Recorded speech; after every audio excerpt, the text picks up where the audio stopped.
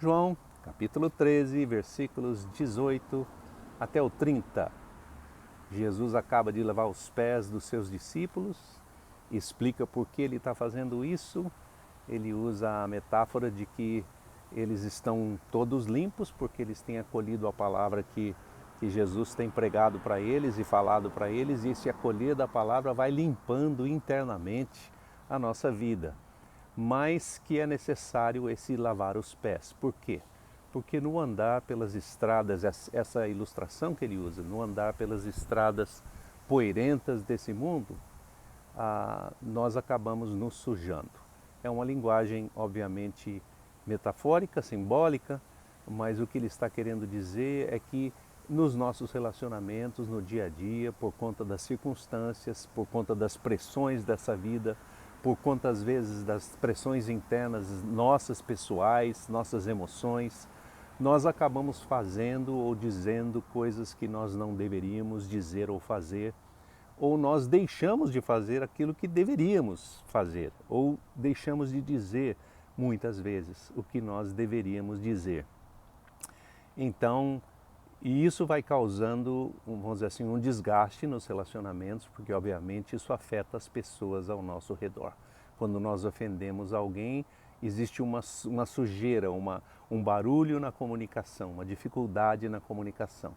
Por isso é importante restaurar o relacionamento. Jesus está usando essa linguagem do lava-pés para dizer o lavar os pés é restaurar os relacionamentos, é andar num estilo de vida. Por isso que ele diz, eu faço isso para vocês, vocês devem fazer uns para com os outros. Porque é importante você andar num estilo de vida em que essas pequenas coisas do dia a dia vão sendo lidadas ou tratadas. Porque se não fizermos isso, você sabe, eu também, as coisas vão acumulando, vão crescendo, vão piorando e acabam prejudicando radicalmente o relacionamento. Mas quando ele diz que eles estão limpos, ele diz assim, mas nem todos vocês estão limpos. O que ele quer dizer é o seguinte, que alguns, 11 dos discípulos, estavam acolhendo o que ele dizia, aceitando a sua palavra, sendo limpos pela palavra que ele falava. E mais um dos discípulos, Judas Iscariotes, não. Esse aqui, ele não estava apenas com problemas assim de pequenas dificuldades no correr da vida, mas de uma situação interna muito mais forte. E aí nós entramos nesse tema de hoje, que é um tema difícil, o tema da traição. Judas, como nós sabemos, é aquele que acabou traindo Jesus. Então vou para o texto, versículo 18. De novo, Jesus falando, mas de novo não estou falando sobre todos, porque conheço bem cada um dos que escolhi. Mas digo isso para que a Escritura Sagrada se cumpra quando diz, aquele que repartia o pão comigo decidiu virar-se contra mim. Prestem atenção que eu estou alertando vocês de antemão, antes de tudo acontecer, para que quando aconteça, vocês tenham plena certeza de que eu sou o Messias, o ungido. E digo mais esta verdade, quem receber qualquer um de vocês vai estar recebendo a mim, e quem me recebe, recebe aquele que me enviou. Então, olha que interessante, ele está se colocando, ele está dizendo, olha, não é que a maneira como a gente se relaciona não é importante, ao contrário, é extremamente importante. Na maneira em que vocês se relacionam comigo com lealdade, com fidelidade, acolhendo, sendo acolhidos, vocês estão recebendo a mim e através disso vocês estão recebendo o meu Pai. Então eu estou me relacionando com Deus na medida em que eu aceito e acolho as palavras de Jesus como meu mestre, como meu Senhor. Não é isso? E ele também está dizendo, com isso eu estou estreitando o meu relacionamento um com o outro. Mas ele já diz aqui, nem todos vocês estão limpos porque um de vocês vai me trair. Não é? Um de vocês, aquele que parte o pão comigo, aquele que come o pão junto comigo à mesa, decidiu se virar contra mim. Quero dizer que essa é uma das coisas mais difíceis da gente lidar na vida. Traição já é uma coisa muito complicada. Existem diversas maneiras de você se sentir traído. Pode ser uma situação no emprego que foi prometido um cargo para você e depois outra pessoa pega aquilo no seu lugar e você fica sabendo que houve toda uma conversa e coisas por trás dos bastidores que você não sabia, mas ficou sabendo. e que você ficou de lado e outra pessoa recebeu o privilégio. Mas é muito mais complicado quando são pessoas que estão mais perto da gente. Quanto mais próximo o relacionamento, mais dolorida a traição. Por isso que as traições de casamento, as quebras de alianças de sangue são tão complicadas, são tão difíceis da gente, são coisas que causam até trauma às vezes, né? Porque você entra numa situação de parar de acreditar no amor, parar de acreditar nas pessoas, especialmente se são pessoas que estão muito ao seu lado.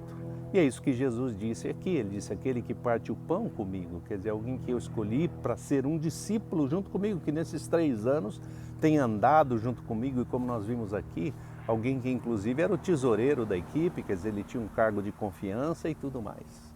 Assim que terminou de dizer estas coisas, Jesus ficou abatido em seu espírito e declarou outra vez. Outra coisa que, obviamente, a traição causa, e talvez a linguagem não seja como a linguagem moderna hoje, mas o texto está dizendo aqui que Jesus ficou triste. Ele ficou abatido, a mesma expressão que é usada quando ele fica sabendo que Lázaro faleceu, ou que as irmãs estão chorando pela vida de Lázaro que partiu. Aqui ele diz, Jesus ficou abatido por conta dessa informação, de pensar que um dos que ele tinha escolhido.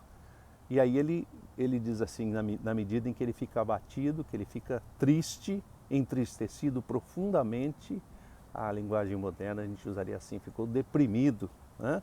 Ele disse assim, a verdade é que um de vocês vai me trair. Então uma das coisas que a traição causa também, e não é incomum, é esse sentimento de profunda tristeza. É quase como uma morte. A traição é quase como uma morte. É quase como a pessoa morrer. Quando alguém morre, alguém querido, né? Obviamente a gente fica triste. Mas quando alguém nos trai, especialmente alguém que é próximo da gente, a gente fica igualmente triste. Nessa altura, os discípulos começaram a olhar um para o outro, inseguros ao pensar de quem ele estaria falando. Outra coisa que a traição causa é a confusão no meio do grupo. Porque se há traição numa situação em que tem várias pessoas envolvidas, sempre fica esse sentimento, mas quem fez isso? Por que fez isso? Como fez isso? E é uma situação muito difícil de resolver. E quem já viveu, eu sei que alguns de vocês que vivem no ministério já passaram por situações assim, de traição de todo tipo, traição profunda, pessoas de você confiar, de você dar cargo de confiança, de você escolher para estar com você liderando e de repente aquela pessoa trai a sua confiança de uma maneira assim completa e radical e você fica a ver navios. Num certo sentido isso causa uma tristeza no seu coração, mas também causa um estremecimento no grupo todo, na relação de todas as pessoas que estão envolvidas com aquela pessoa que traiu. Um dos 12 que estava reclinado no ombro de Jesus, o discípulo que Jesus amava, quer dizer, João, e Simão Pedro o chamou de longe, lhe pediu que perguntasse diretamente a Jesus de quem ele estava falando. Então João estava inclinado pertinho de Jesus, estava sentado ao lado dele, e Pedro fala para João, pergunta para o mestre aí, quem que é esse cara? O que está acontecendo? O discípulo amado então se inclinou no peito de Jesus e lhe perguntou, queremos saber quem é essa pessoa que vai traí-lo. Jesus de pronto respondeu, é aquele com quem eu repartir o pão molhado no vinho.